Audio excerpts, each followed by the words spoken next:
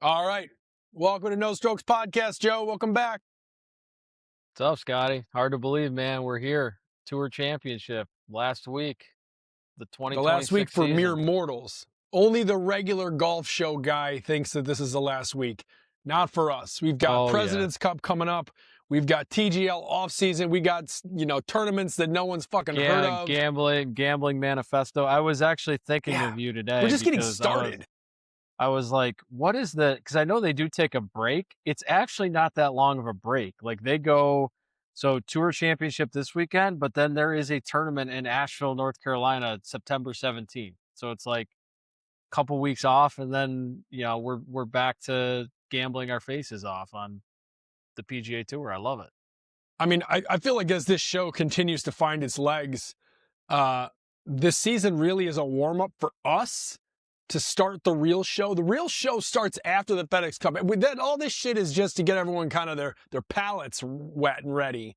I'm here for the off season. I'm here for the real shit. The desperate times, storylines, gambling manifestos, fucking gossip. I want to do a segment on when TGL goes live, just all of our comrades in the golf creator, golf podcast world talking shit about it and be like, blah, blah, blah, it sucks, having never watched a single episode of it. I can't wait for that. That's what I'm in for.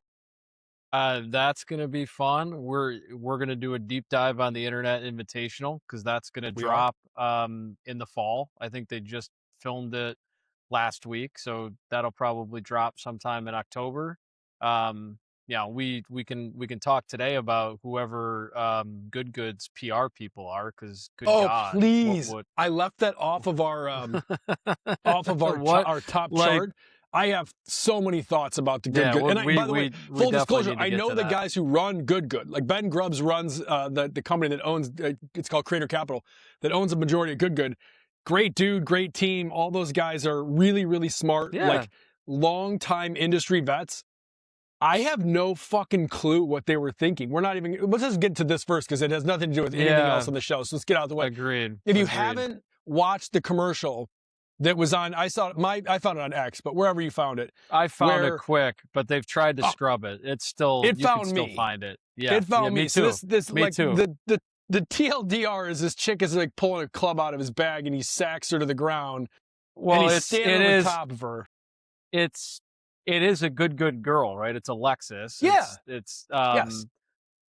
What's shocking about it is, like, to your point, smart guys. It's a collaboration with Callaway where they're trying to do an advertisement for their new driver. 15 people had to view this ad and like greenlight it. At least. Like Garrett Clark. The start of the commercial is Garrett Clark. Alexis is grabbing the new driver out of Garrett's bag, and he does a full sprint and tackles her. Like that's the ad. It's what the laymen call domestic violence. That's what it's called. It's as a connoisseur of like content and commercials and all these things, creative advertising, I usually can find like where the nugget of thought was. We're like, oh, they're like trying to replay the Justin Timberlake thing, or they're trying to replay the Janet, like you can get the pop culture. I kind of see it. This one, and again, unless I saw a shortened version, at no point is there time for you to figure out what the callback is or what the purpose, like it literally just starts with like a what? Oh, wait, what? What the fuck? Yeah. And then she's on the ground and then he looks at her and like, I'm not going to lie, Joe, the only time I've ever seen that camera angle is on Pornhub. I've never seen any camera angle where you get the split between the dude's leg and the club and she's looking up, like it was just fucking, I was like, oh my God. It got dirty. It got violent. It was and then it got just dirty.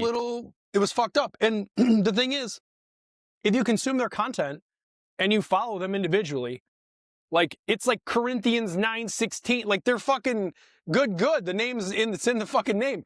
They're the antithesis of that commercial shoot. And I know for a fact, just knowing the guys and the thing, there was no ill intent. Like that was the last thing on their fucking radar, which is my point, Joe. And this is why I think I'm here.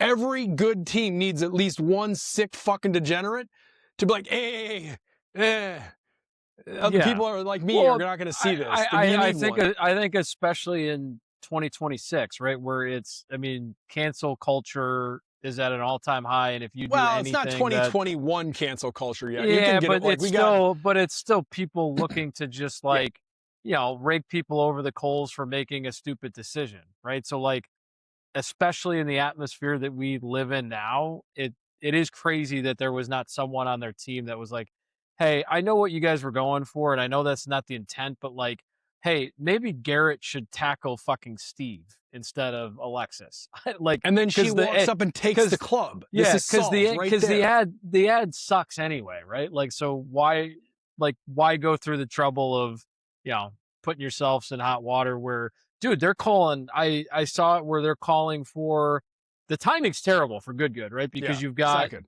they're going on the big break. I think it's their like Just their starting. crew is It's just fucking just gets big kicked break off. starts tomorrow. And then you've got the like, speaking of you and I gambling in the fall, the PGA Tour has the good championship in November. So it's like, dude, you guys got all this great stuff going. Like, why even take the risk for like just a And weird ad? 40 million in revenue, Joe. Yeah. Last year, 40 million. Like, so here's real quick, and then we'll flip off this for those who are tired of the creator talk. This is the second. I just think this is worth noting. This is the second incident of a similar-ish poor reaction this year between the golf creator universe and like mainstream.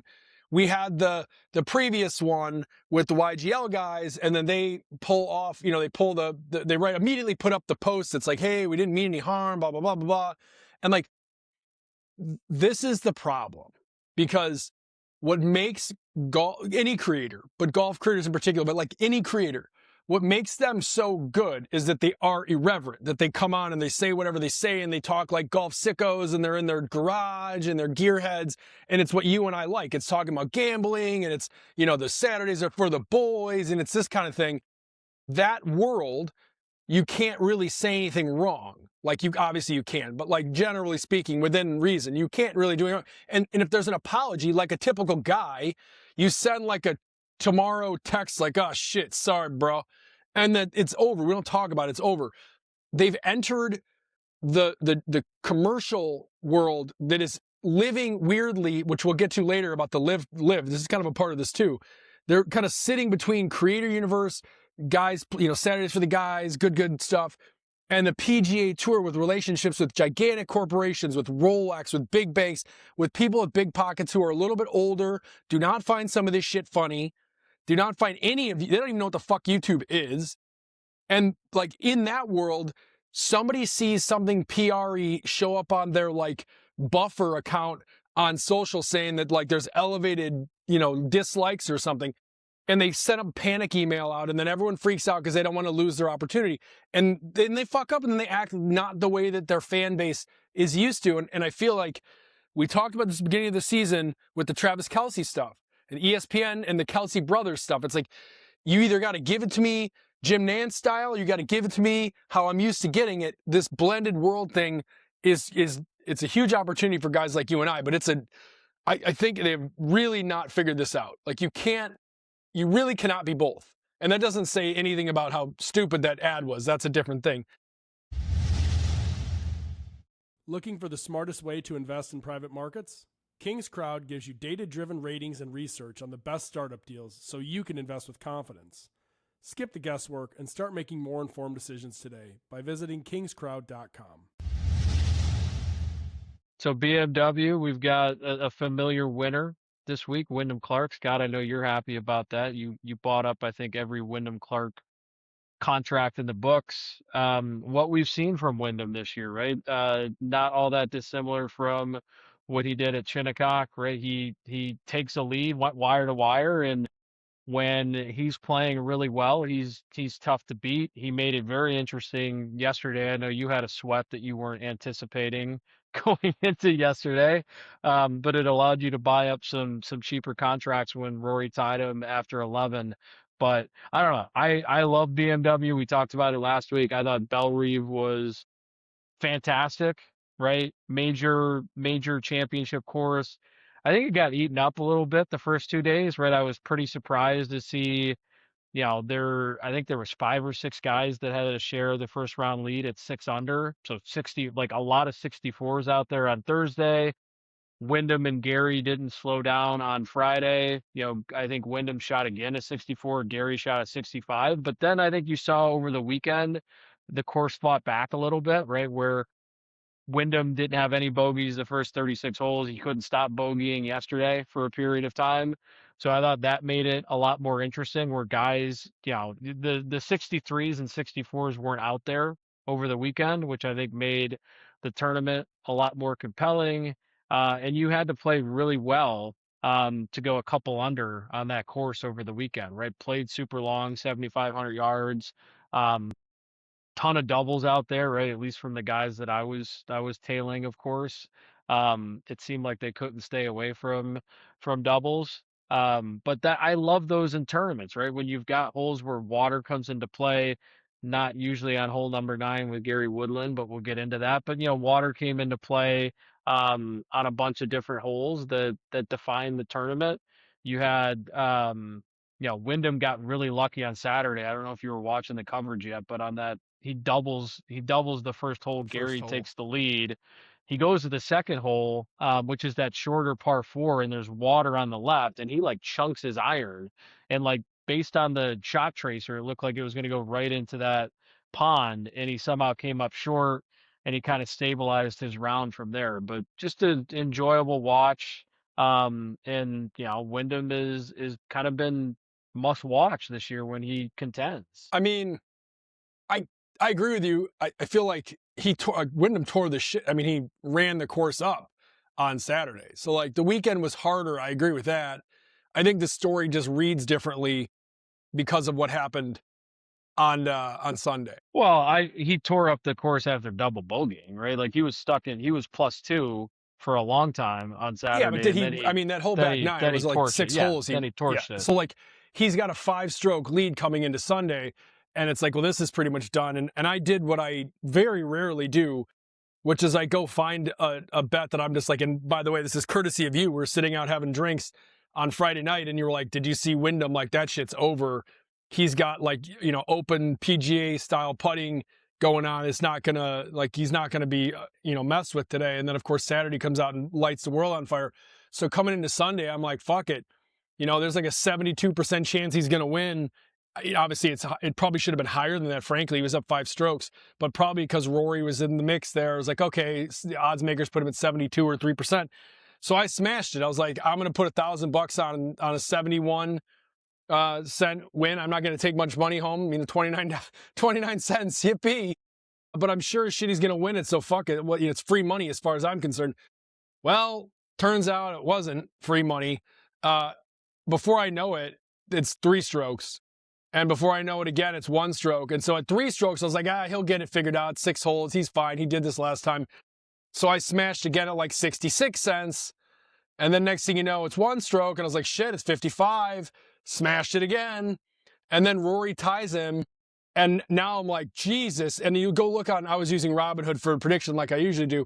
At one point, it was as low as 33 or 34 cents, so 33% chance that he's going to win. Rory is now at 67% chance to win. I had Rory. I bought Rory and Scottie $100 each at the beginning of the tournament. I sold Rory for probably like 30 cents on Saturday when it looked like he had like a little chance. And I made, I don't know, I think I made $25 or something on it. So it was nothing. But in my head, I was like, Jesus Christ, I sold the wrong thing. Just getting out of that, yeah. You got out of the position and then it looked like it was the right position. Yeah, and so like then, once he's 33, I smashed it again for the final time and took my total to like, 2,000, it was close to $2,500, I think, ultimately, all in on it. And then he wins, but I really don't think that we're talking about this tournament as entertainingly so if he didn't lose that because, I agree with you, Sunday was tough. Everyone kind of played like shit. Rory was overreading, he couldn't make certain putts. The 18th hole is really confusing to me. The same, out of the rough I get, but then he open faces it into the trap, into the other trap, into the next. It was like, whoa. Yeah, it was like what? Like I was very surprised. But all in all, really liked the course. I thought your boy cousin Kale, he nailed it on his description. He 1000%. almost nailed it on what ended up happening in the tournament. Was even a callback to one of the tournaments that he referenced in our last episode. Exactly. Cousin Cal was on it, and he sent me a ticket yesterday morning on Wyndham, so I think he was excited to potentially open up some grape with the BMW champ afterwards. So Cousin Cal was very happy. But yeah, he called it, right? Bombers course. That's why you saw Woodland contend. Right? You know, if you were driving the ball well, and it was really staying out of the rough, right? Yes. Unless you got like a terrible lie in the fairway bunker, it seemed like guys could still be aggressive out of the bunker. That rough was insane, right? Like, It seemed to really throw those guys off. That did some damage. But that's what I like seeing, especially when you have wider fairways. It's like, hey, the wider fairways are going to encourage the guys to keep the big stick in their hands, because why not? Wider fairway, long course, 7,500 yards, like we talked about. If it's wide like that and you can't hit it, you should be penalized, right? You shouldn't be able to. It should be really hard to get a green in regulation if you're not hitting it in the fairway. Obviously, there's a part of the game that, and I think even Wyndham talked about it after the game, like after the match, saying basically like, hey, it was just foggy out there. I didn't like feel unprepared. It wasn't like I didn't know what I was doing or I couldn't do it. I felt like everything was a little blurry. I think a good course. Obviously, this is the best field in the world. 50 of the best players in the world playing right at the same time, same place. So that changes things, because it just puts a different sort of pressure on whoever's coming in with the lead on the last day, which is always harder. I think it's easier to chase, especially easier to chase when you're playing against the very best. But to me, it says a lot about the course and the setup when something like this actually happens, because it wasn't like he came out and had like meltdown city. We could talk about Cantlay and everybody else who were within one and double bogeyed their way in. Like I texted you when I smashed my second ticket on Clark. It was when I saw that Cantlay was who was behind him. I was like, that shit's a match. Yeah. This guy's a fucking loser. Then he double bogeyed. Has there ever been a guy that got out of contention quicker than Cantlay? Like, it was insane. I don't know. Well, I mean, he carried the lead to the 72nd hole at least, right? Like, that was like Cantlay. I mean, Cantlay has not been he hasn't won a tournament, I think, in like 3 years. It might have been like, 3+ years, right? Ever since he got hot at the BMW in 21 and 22, he can't win. But he finally gets tied for surnames for a reason, Joe. Yeah. He finally gets tied for first. And I texted Cousin Kale. I'm like, I feel bad for whoever's got to clean up the shit from Patrick Cantlay on hole 11 after he shit down his leg. Because I think he saw the leaderboard, he saw T1, and he's like, let me double bogey this and make sure I'm out of contention really quick. And then he's the guy that birdies his last 3 holes so that he can, he makes the money. He just, he can't contend. He's Paul George. He just is perfect. He just gets the most money ever, but doesn't actually win anything. Exactly. But the point of this, though, is like, it was not like, and obviously you look at the whole round, you get the birdies at the end. It was not like Wyndham Clark shit the round away. It was just bogey here, missed. You just couldn't make a fucking putt. He had multiple inside of 20-foot birdies, and that, even for professionals, that's not a guaranteed make. But he made them for the last 3 days, so you'd expect him to at least make a couple, and he didn't. Whereas, I love Woodland. I'm a little tired of the crying on camera thing, but I do understand why, and it's a big deal, so I'm not going to shit on it. I feel bad because he double bogeys. You better not shit on it. I know. He tops the ball and he bogeys it, double bogeys. He tops it into the water, which is like a one of us moment. I can't even believe he did that. His face was like, what the fuck just happened? But like that kind of stuff happens anywhere. A good setup is how you have a guy like Wyndham Clark with a 5-stroke lead come back to the field. Meanwhile, a bunch of other guys come up. One of them's Rory. And you finish this tournament, the last 5 holes, with like some locked on, glued to the fucking screen golf. It was incredible. And then he rolls it in on 18 and Rory shits the bed. And that's where I laughed, because it was like, wait a minute, am I rooting? I mean, other than the money, am I rooting for Wyndham? Do I like this guy now? And then Rory says, hey man, you showed incredible character. That was a great, great fight. And I don't even like Rory, but it was like, it just, everything kind of, your word from last week, crystallized. In my head, I was like, oh my God, Wyndham's kind of weirdly likable somehow. I don't know I how. think we talked about it after Shinnecock because we were like, man, they got like everyone was cheering against him, right? Like And he still was everyone was trying to kind of will Scottie into contention, right? Or anyone. I mean, remember we were saying like they were even cheering for Tom Kim over him. It's like anyone. that's rough. And he took it in stride, right? Like he just kept showing up and he kept making big putts at the US. I wouldn't say I've done a 180 on him. I'm not quite there yet, but the disdain that I think you and I started the season with on Wyndham is definitely shrunk for sure. Yeah. And like he seems liked by guys that like his colleagues on the tour, he seems liked by, which tells me that he's a better hang than we probably gave him credit for. Well, we talked about he's got shows. he went to see a psych about the cranky shit. He'd have these meltdowns, a little bipolar reacting. It wasn't bipolar, but he had basically anxiety and was having all these things. Like, I don't know. He's just got one of those Bryson punchable face things going on. But then he says stuff, and you're kind of like, yeah, I kind of like this guy. And then he goes out and literally brass balls it. He went up against the second best player in golf and probably the top, generational player of this time with regard to majors and so forth. And, obviously toe-to-toe. This year. And Rory, and he fucking toe-to-toe with him, went birdie and slammed it home. It was like, whoa. Like that takes brass balls, man. And he showed it.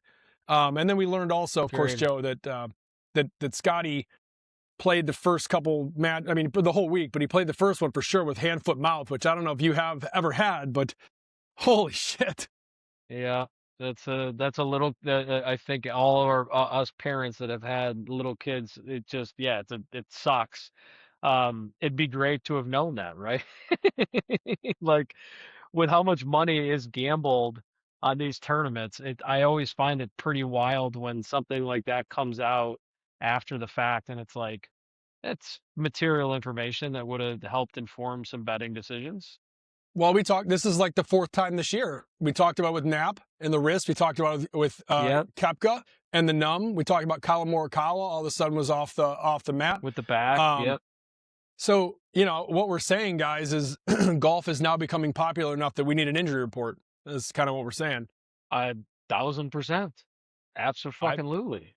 I totally subscribe to that. I just, Jen had we all had hand, foot, mouth a couple of times. She got it bad enough where I saw what this could be.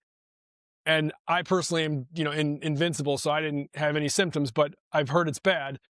Then there's these fucking idiots on Twitter who are like, he shouldn't have even been able to play because it's contagious. And it's just like, well, you're obviously a fucking idiot. So yeah. Ugh. But either way, I felt bad because that sucks. Sure. That does suck for sure. I don't know. He's had a weird run of things, right? Hand, foot, mouth, cutting himself before the season. Like it's just, I don't know. Maybe the weird stuff is all that's stopping Scottie from just winning every tournament. I mean, there's weird stuff that we've seen before, like flipping a Genesis around and, having issues with your wife batting a hole in the side of your Cadillac. And God. There are other things that have derailed greatness in the past. I will say though, like, do you feel the same way?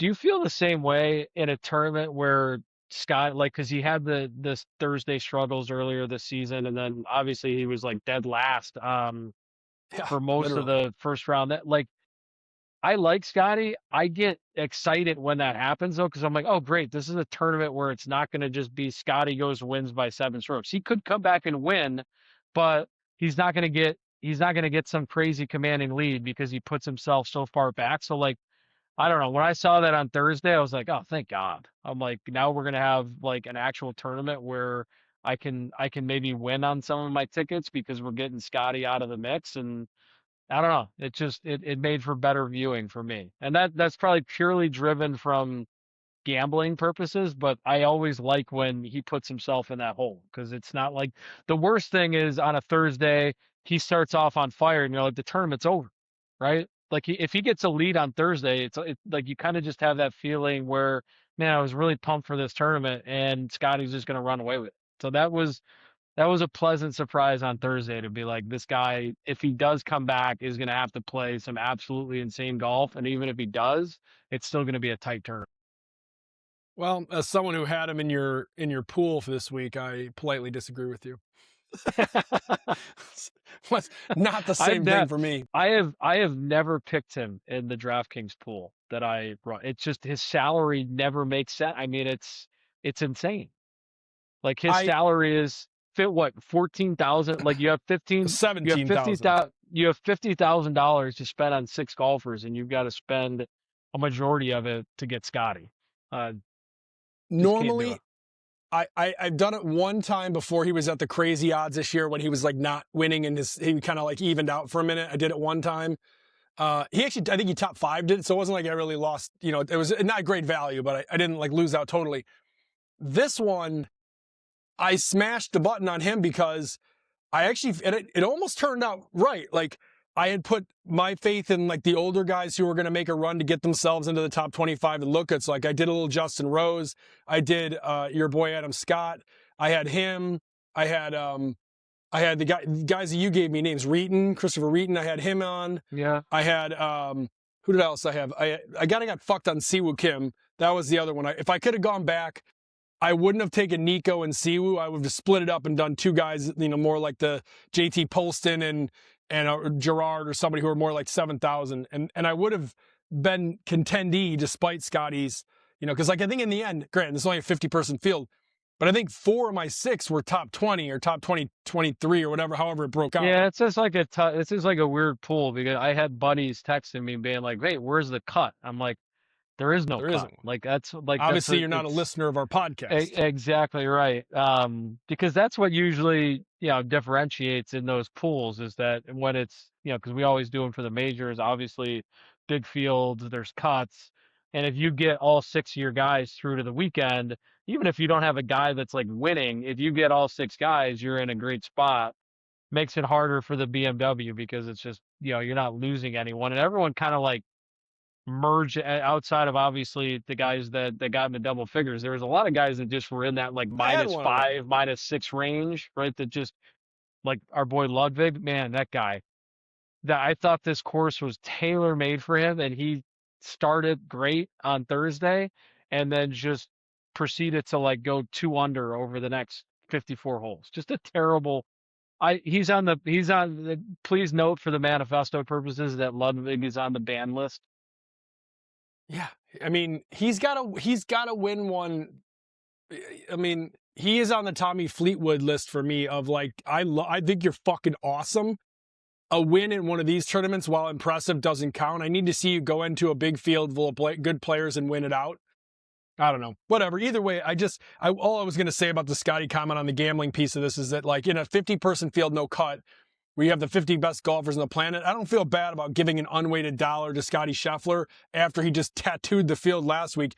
Didn't know that he had fucking sores on his hands and probably everything else. That would have changed my grip a little bit. That said, you know, I thought in general the tournament was great, and I cannot wait until next week, which will be viewed from you and Mike Wilson's, the champions of Ryder Cup here. You're hosting our Friends Ryder Cup weekend next weekend where we get to watch the championship and maybe podcast live. So it's I can't wait for next week. We're gonna podcast live for our listeners. So we have been doing a Friends Ryder Cup since 2020. I'm lucky enough to have Big Kit, Scotty Katoon on my team as a, what are you, 6 handicap? Is that what we locked you in? That's what they're 6 saying. or 7? That's what they're saying. They're saying 8, 6. but this is biggest Ryder Cup that we've done, 8 versus 8. Ending it singles match Saturday at Erin Hills, which I can't wait for. And spoiler alert, you and I will be in that group together, playing two of their team members, and we're gonna get 2 points, and we're gonna win the fucking Ryder Cup, my man. It's already over. I was thinking about which one of these putters I should get a new head cover with for this. You know, I feel like. How many putters are you bringing? Like 15? Is that going to be your whole bag? It's just different putters? Just for the record, I stopped by today to confirm this. I am officially a Bettinardi putter guy. This is Me official too. as of today. So I struck by will the be studio there. today. I stopped by. I told them I'm keeping the putter. I appreciated it. They gave me a bunch of tour department gear that I'm going to get to sport this weekend with you guys. It's like awesome. I'm serious shout out to Bettinardi Golf. What is the got gear that they got you?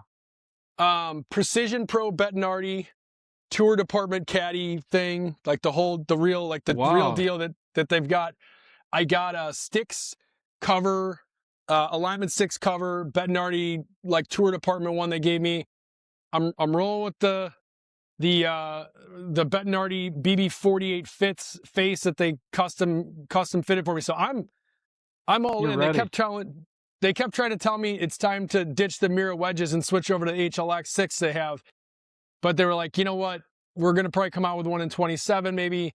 So we'll let you ride with the mirror wedges because that's a tough. You're going to need to send me a check.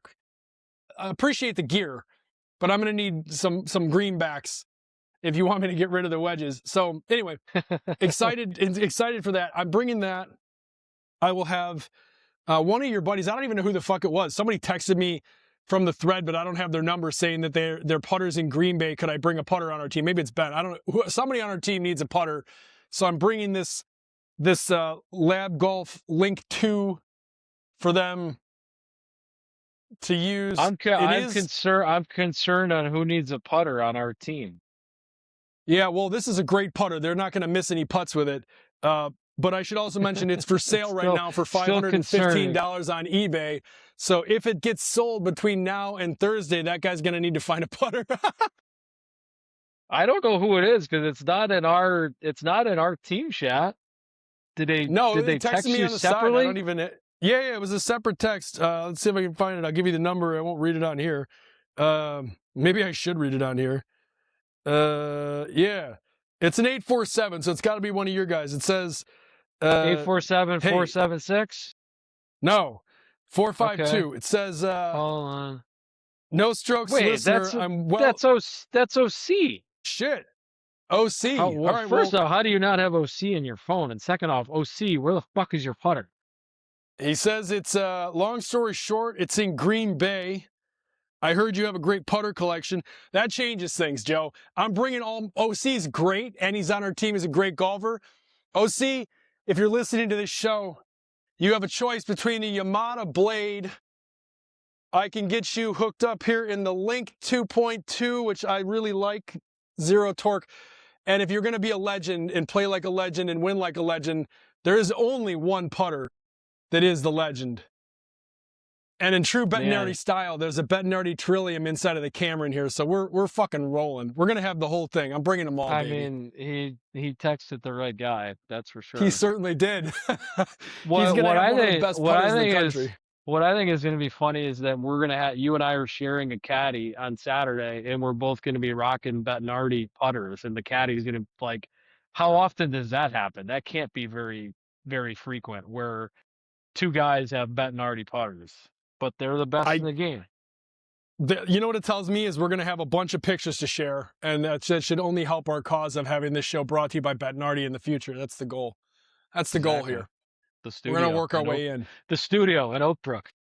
So cool. All right, we gotta wrap shortly here, but I wanna tee up. What do we got? What do we have to look forward to other than our Ryder Cup? We're gonna be watching this golf regardless. I sure should plan on having it in the cart. So what are you expecting for the FedEx Cup final tournament of the year, for the regular shit, for the whole kit and caboodle trophy? What are you expecting from the tournament itself? This is one of those where top 30 players in the world. Anything can happen. I expect really, really, really sharp golf. I don't necessarily expect anyone to run away with it, but I think you're going to have like 4 or 5 guys who are playing their absolute best. They've gotten rid of the staggered scoring system, thank God, right? So the 30 guys that are playing are starting at even par, so we're away from, Scottie being in first and 10 under, right? So it's an actual tournament.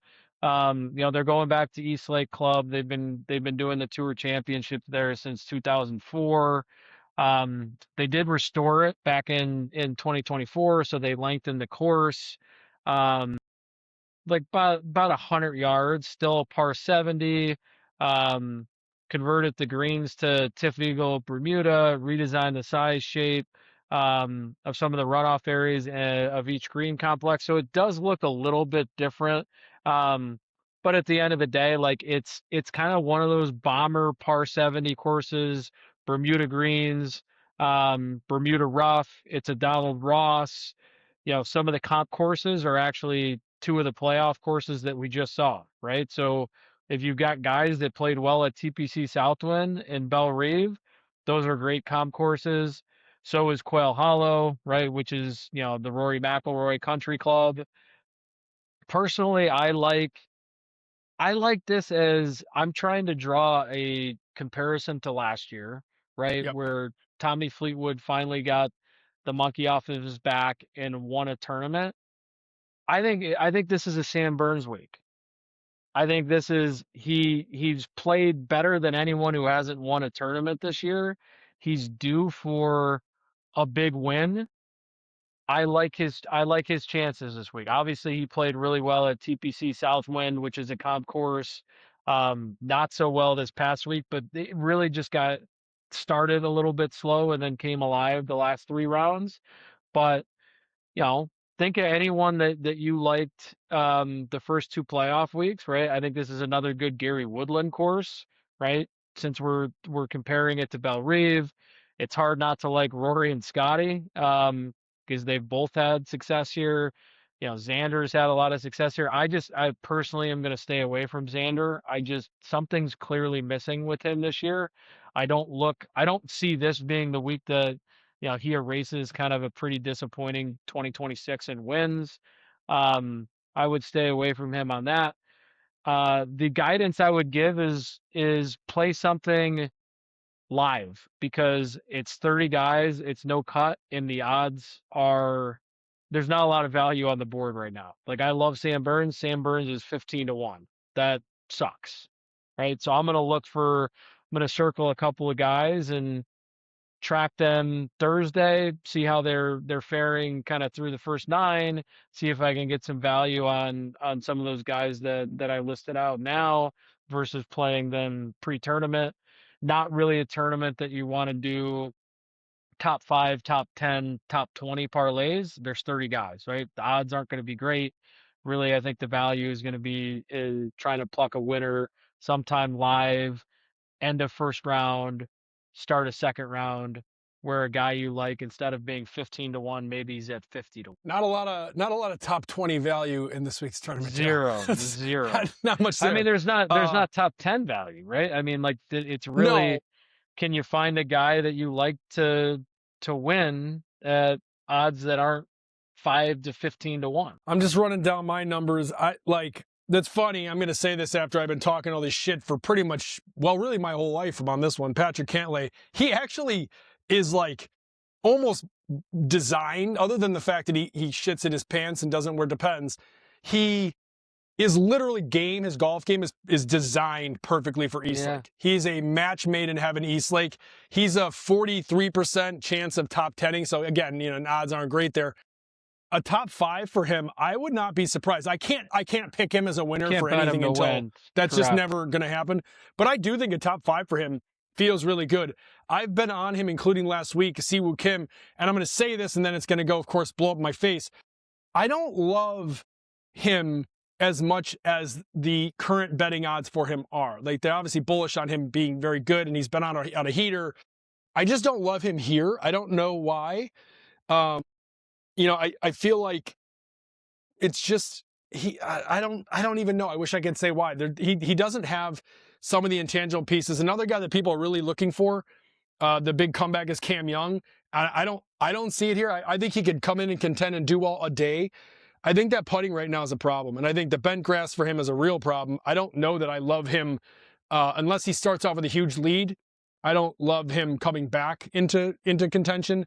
Your boy Ludwig is on all the charts here. I don't know. He's got the Bombers profile you're looking for. Fucker hasn't won. To me, that's the one that fits, if you want to be fair. Like, that's the one that fits the Tommy Fleetwood model even more than Sam Burns, because I feel like Tommy Fleetwood, Tommy Lad, as we talk about, maybe I was watching the wrong shows, but when I watched Tommy for the previous 3 or 4 years before he won here, I was watching a guy who never really was in it. Like he was in it like Thursday, Friday a little, or Friday, Saturday. Sundays it wasn't like, oh man, he just like was in the final pairing and it didn't come through. Sam Burns like literally had the biscuit taken out of his mouth 3 times this year, and he's won a tournament before. Oh, yeah. He is my pick, by the way, as well. I left him for my one and done.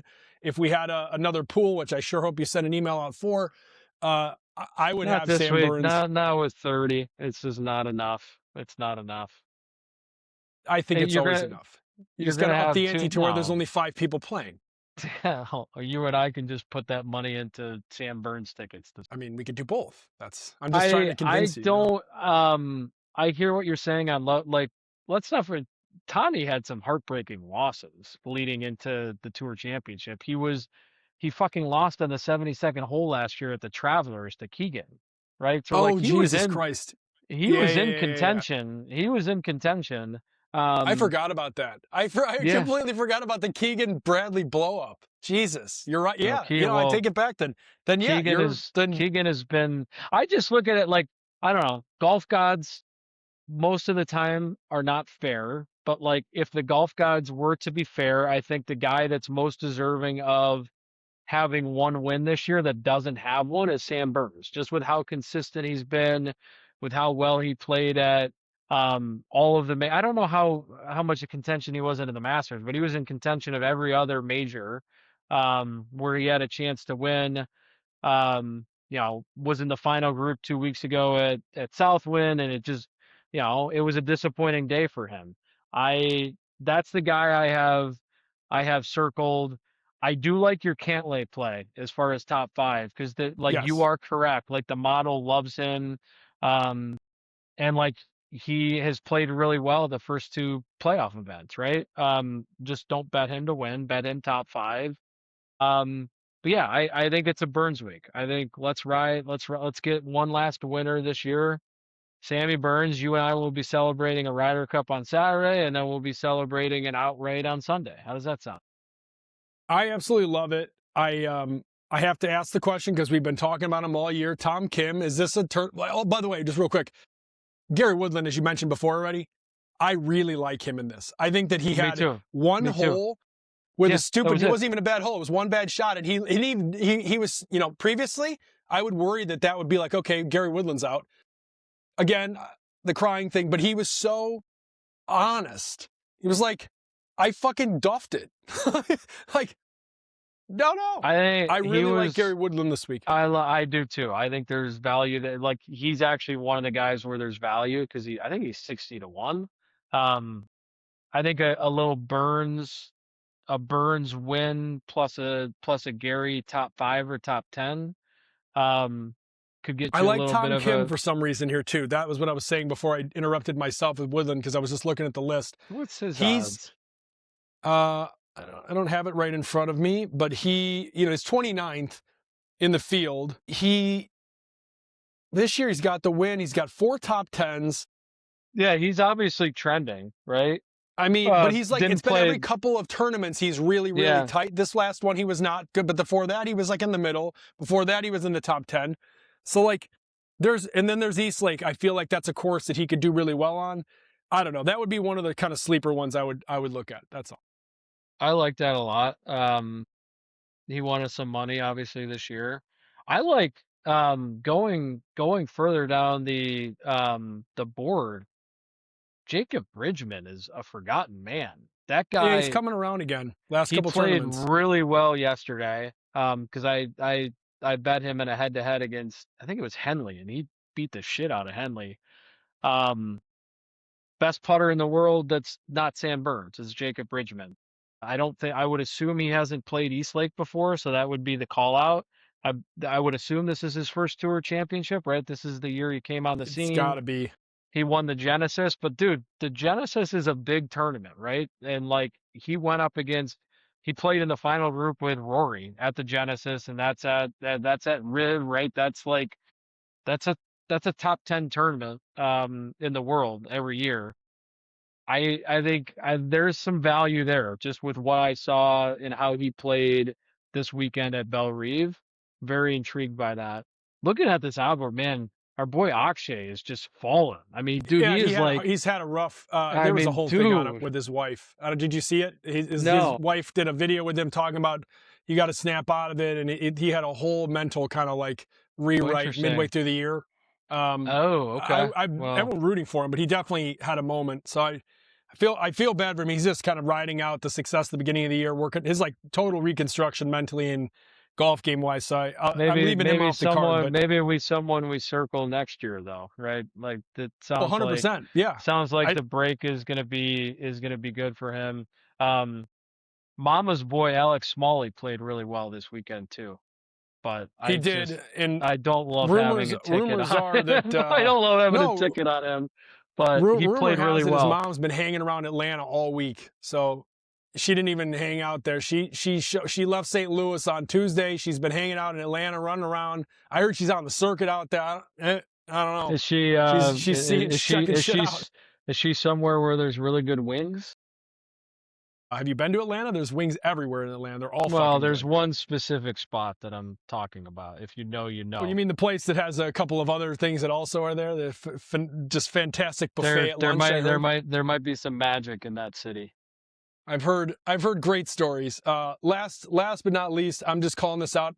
Every week we like to throw money on a rando, someone that's just sort of rooting for no reason. I'm throwing money on a win it for Bobby Mack, the Scottish prick. Scottish prick. He's just been on this weird like you are one hole or one like 9 hole away from being in contention for like 5 weeks in a row, and you just have a blow up, but then you don't treat it like a normal person where you're like, had a bad day. He's like, fuck this and fuck that, and he's breaking shit everywhere, calling out everybody. I'm in. Sold. I like that. I like Bobby Mack. Well, he's a guy that like all of a sudden like he's on a heater and you're like, fuck, Bobby Mack just made 6 birdies in a row. I like that. I don't love our boy Hovland. I did not like what I saw from him at Bellerive. Basically, he's still searching for it a little bit. Seems like it. It does see, and like what's infuriating about he cannot stay like every round he has at least 1 double bogey. So like not playing consistent enough. He's a stay away for me. But I mean I think I like the guys that we threw out there. I think definitely some value there. Pairing it with a Sam Burns win. So we'll figure it out. We'll make some money on our last tournament of 26 before we go into our fall season. What about before we drop, any parting thoughts on Live 1.0 and their swan song in Indianapolis? All right, RIP.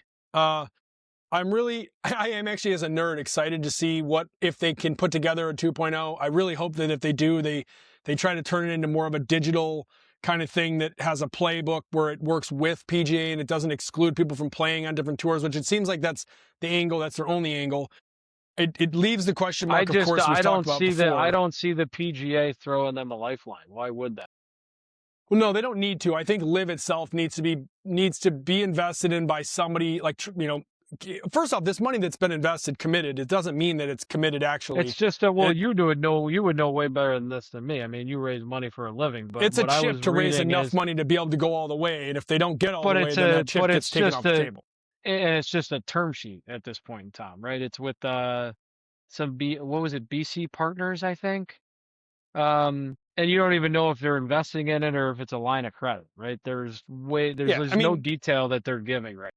And they're saying, hey man, I'm going to give you enough money as your lead investor on this that if you can go rally and get the other $1 billion you need, then like great, and we're a quarter of it, and we're going to have all kinds of preferences and so forth. And if they don't, then it gets pulled off and it doesn't exist. The fact that they canceled the rest of the tournaments of the year, to me, is kind of indicative of what's happening. John Rahm is very clearly making his way back to DP.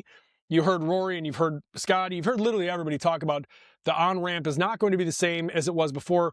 We have talked about this a bunch of times. I just think that they should let it go. I know there's certain players that are going to be pissed.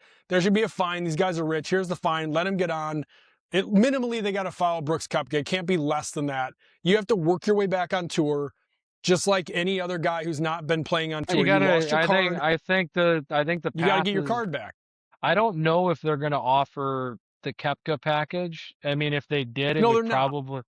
it would probably only be to like Rahm. I don't even think they'd Rahm, offer it to Hatton. DeChambeau. Let's not forget he's making DeChambeau it was harder for part. himself. He was part of the original lawsuit, right? He sued fuck the him. PGA Tour. Like a guy like Dustin Johnson, like I think the PGA Who Tour cares? would like if DJ was still playing well, I think the PGA Tour would be like, yeah, DJ, come back. Like you never said anything.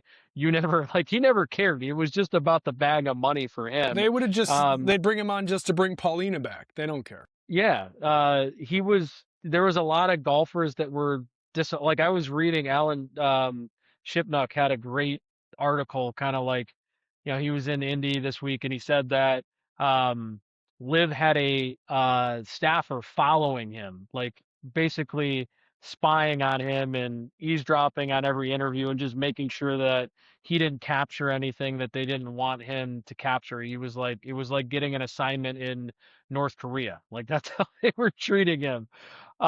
Consider the original source. But I don't mind Shipnuck, man. I like his ride. His roaring book was good. His I was talking about the investors, the 1,000%. the Saudi piff. But in his article, he was talking about just some of the absurdity of like Taylor Gooch, first and foremost. Like, do you remember when he was getting interviewed? I think it was the first season, and that's when he was on the Four Aces, and they won, and he's like, I can't imagine a Ryder Cup or President's Cup being any bigger than today was. And then I forgot he went to Live, but he had qualified for the playoffs, like the FedEx Cup playoffs, and he fucking showed up. He had already gone to Live, but he like showed up at the playoff event trying to because I guess there was a judge that was like gonna potentially issue a temporary injunction allowing him to play. Yeah. Like there was just so many absurd things that happened. Those I would say the first 2 years of Live, like when they were emboldened and like they really thought that like they were gonna take out the PGA Tour and they had the full support of PIF and all the money and they were spending money like drunken sailors and like from what that was to what I kind of saw on the internet this weekend, man, it's just like completely different. A bunch of dudes walk around playing golf in shorts with house music? This looked like a fucking Disney cruise. It was ridiculous. I mean, that's what it always was, right? But it's just like you could just see that the belief that those guys had originally has been just completely sucked out of them, right? When you're rich, you think you're bigger than the game, and they all thought that. For sure, I'll leave on this. The only storyline that I really want to see is like a challenger onboarding where you have to earn your card back just like anyone else. And I want to see Anthony Kim not be done golfing in a meaningful way because he's made a ton of headways. And it's like if that guy could get a shot, one exemption, would love it. That's the Live. People make fun, and there's a lot to make fun of. The two things that they did. One is I think they shined the light on big time national opens in countries that have not gotten professional golf, right? So and I think the PGA Tour has taken notice, right? Like Australia is starved for professional golf. South Korea is starved for it. So I think that was one thing that they did where, hey, there is an appetite for this around the world and the best in the world should be doing national opens in some of those countries. And then the second thing was the Anthony Kim comeback story, right? Like letting him come back to the professional golf world in a different way, right? And really struggling those first 2 years on Live and them not cutting him off completely and letting him earn an opportunity to play in 26 and then delivering, I think, the best moment that Liv ever had, right? Which was Anthony Kim going and winning at Adelaide against Ron and Bryson. That was must-see TV. Unfortunately, it happened at 4 a.m, but they got that right. I'll give them credit on that. It's going to be a blast. Either way, this has been fun. The season is, like I said at the beginning, the show's not over. The fun's not over. The season might be almost over. Next week, we're going to have our own Ryder Cup tournament live while we're watching the finale of the FedEx Cup. And you got some picks. And maybe the following week, we'll do a recap on sort of how we fit during all of our picks over the year. Because we had definitely periods where we did extraordinarily well and periods like last week where our picks kind of didn't do so great. Most of our picks last week, except for, we had a couple of guys in the 20s. I just got lucky that I smashed the button on Wyndham on Sunday because I'm a fucking glutton for punishment. But overall, I'm excited to do a recap and reconciliation on our year because I feel like we did pretty good.